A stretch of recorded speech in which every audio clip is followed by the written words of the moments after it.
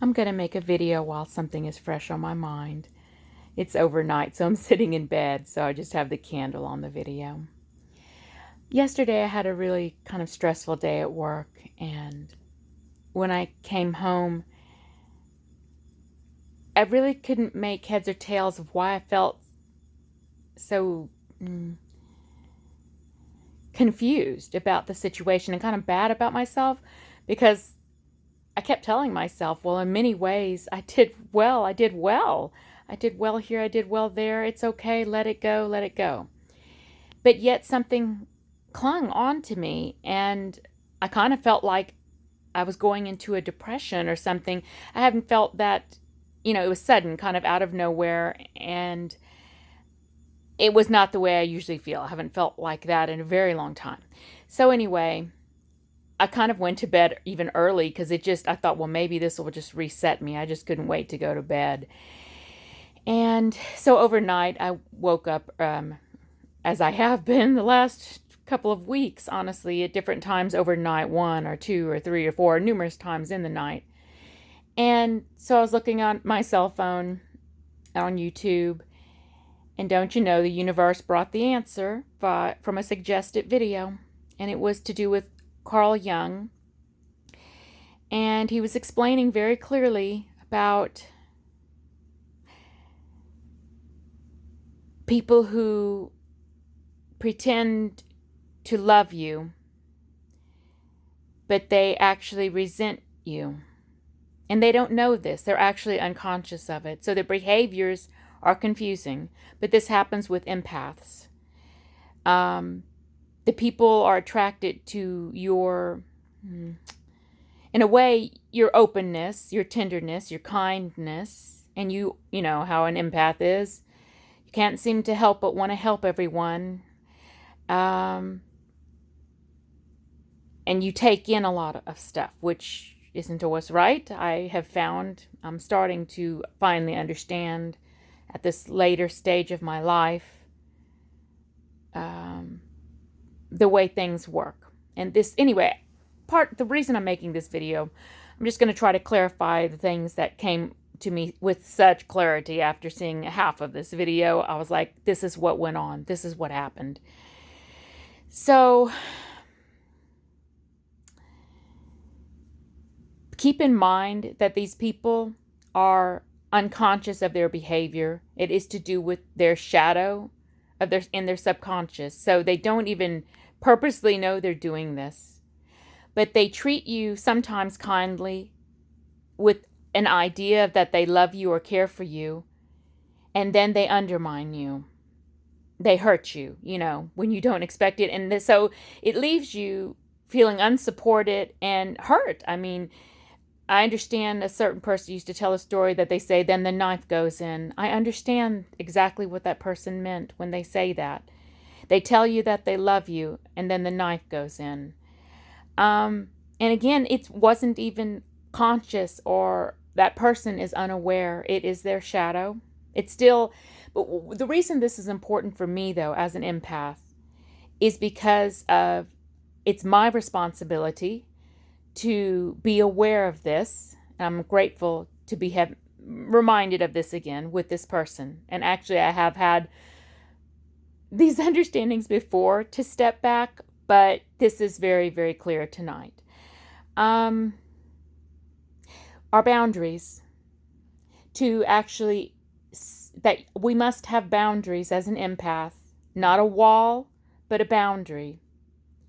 And keep in our awareness that the people who sometimes pretend to love us actually sometimes resent our light. And the light is who and what we are.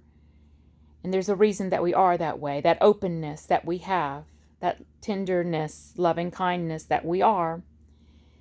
But be aware when somebody treats you in a very confusing way, it's it's not you making up stuff, as they will sometimes try to make you believe. You can trust your very keen senses. I know that I can with myself. And that is the why I felt so confused. And I even knew when I left work to cleanse my energy, and I did that.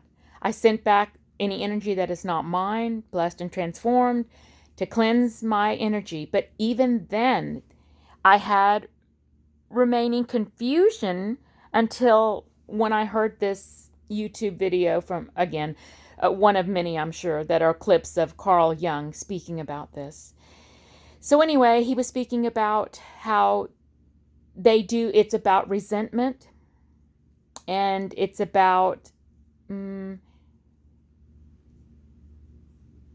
an empath, you are confused because it's like you're invited to a banquet and there's tables of food and everything, and you sit down and your plate, but the plates, I don't know if it's all plates, but anyway, where you sit and you have a plate, your plate is either empty or it's filled with ashes. So that's the way that these certain people will be attracted to your light, and they pretend to love you, but they are either empty, their love where you would be for it to be balanced and reciprocal, where they would give you something in return, they do not. They give you emptiness, or he said it's like a pretty gift wrapped and you open it up, it's either empty or worse, it's something rotten inside. So sadly, it's their own toxicity and it's their poison. And he put this back also. He said this has been since the beginning of time. He mentioned Cain and Abel. He mentioned, is it Joseph and his brothers, the one who dreamed the dreams? Anyway, that in their purity and in their light, it just, and as it was for them, the ones who saw that, and it made them, as the mirror, face their own shadow that they couldn't stand to see. And this is, of course, subconscious. So they resented that person, though they wanted to be around that person because that person was a healer, a wounded healer. That is why that treatment that it can be so confusing to an empath occurs. And when you discover it, it makes it now I'm clear. Now I feel so much better. And I do know, I mean, it's still a work in progress as I am with this person, and that person at work is not the only person in my life like this. I've met with many. But this is somebody, you have to have boundaries so that you don't allow them to be a vampire to your energy and suck you dry. This is something that an empath continuously needs to be aware of, so they are not thrown into a tailspin. Be prepared. And it's just, and if you have been an empath, and you know about this, it's not you. And it's not villainizing these other people. It's in their subconscious. It is their shadow. But you have to take a step back to preserve your own energy, and you heal yourself first. That's what you come around to find over time. You are not this. Yes, they say thank you for your sacrifice. You do not need to sacrifice yourself. That never works out for you. They will try to dim your light by draining you. And then it helps their shadow to feel more comfortable. So for your own self-preservation and your own health and well-being and all of that, when you realize this, and the moment you realize it, you step back.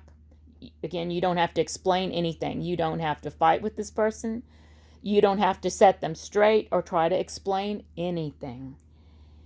You step back, you enforce your boundaries, and you give yourself your self-love, your self-respect, and take time for yourself, and be aware of it going forward to the best that you can.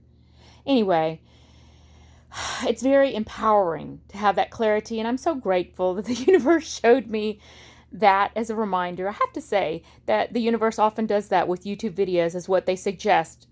That has happened to me before as well, where something I was troubled by and confused by, overnight or something, or whatever time the universe will show one, there it is. The next thing it suggests is something that actually is the clarification that I needed.